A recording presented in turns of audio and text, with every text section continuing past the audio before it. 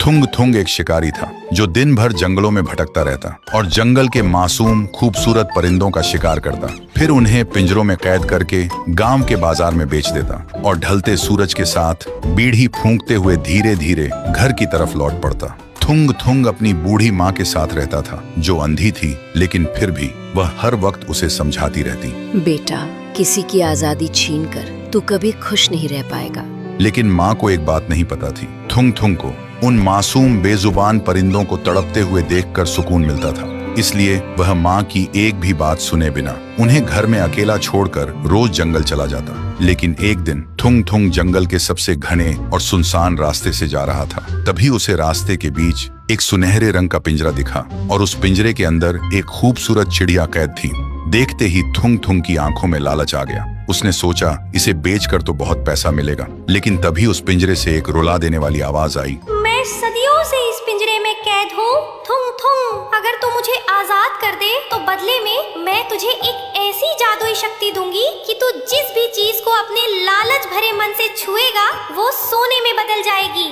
सुनते ही थुंग थुंग खुशी से पागल हो गया। उसने बिना सोचे समझे पिंजरे का दरवाजा खोल दिया। चिड़िया बाहर आई और हवा में उड़ते हुए बोली, याद रखना थुंग थुंग, ये पिंजरा कभी खाली नहीं रहता। तेरे हर लालच की कीमत तेरा कोई अपना चुकाएगा। लेकिन थुंग थुंग ने उसकी चेतावनी पर ध्यान ही नहीं दिया और वह तेजी से अपने घर की तरफ दौड़ पड़ा। घर पहुंचकर उसने लालची मन से सबसे पहले अलमारी को छुआ। देखते ही देखते वह सोने में बदल गई। फिर उसने पुराने बर्तन छुए, वो भी सोने के हो गए। देखते ही देखते थुंग थुंग ने घर में सोने के ढेर लगा दिए। थुंग थुंग अब अमीर हो चुका था। जो थुंग थुंग पहले बीड़ी फूंकता था, वह अब महाराजा के जैसे सोने के सोफे पर बैठकर सोने की बोतल में दारू पी रहा था। लेकिन इन सब के बीच वह अपनी बूढ़ी माँ को भूल गया। 7 दिन बीत चुके थे, उसने अपनी माँ को एक निवाला खाना तक नहीं दिया था। फिर वह नशे और घमंड में झूमता हुआ माँ के कमरे में गया और हंसते हुए बोला, माँ, देख तेरी आजादी वाली बातें गलत थी। देख तेरा बेटा आज राजा बन गया है। लेकिन माँ ने कोई आवाज नहीं दी।